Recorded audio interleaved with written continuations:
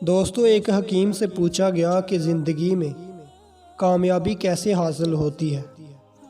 हकीम ने कहा, इसका जवाब लेने के लिए आपको आज रात का खाना मेरे पास खाना होगा। सब दोस्त रात को जमा हो गए। उसने सौंफ का एक बड़ा बर्तन सबके सामने ला कर रख दिया, मगर सौंफ पीने के लिए सबको एक एक मीटर लंबा चम्मच दे दिया और सबसे कहा कि आप सबको अपने अपने लंबे चम्मच से सौंफ पीना है। हर शख्स ने कोशिश की, मगर जाहिर है ऐसा नामुमकिन था।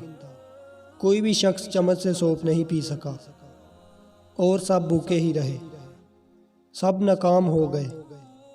तो हकीम ने कहा, मेरी तरफ देखो।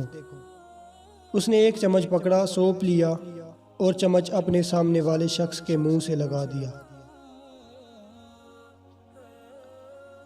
अब हर शख्स ने अपना अपना चम्मच पकड़ा और दूसरे को सौंफ पिलाने लगा। सब के सब बहुत खुश हुए।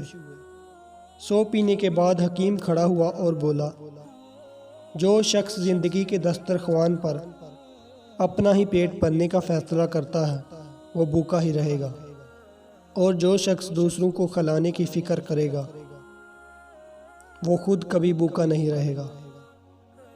देने वाला हमेशा फ़ायदे में रहता है लेने वाले से, और हम सब की कामयाबी का रास्ता दूसरों की कामयाबी से होकर गुज़रता है।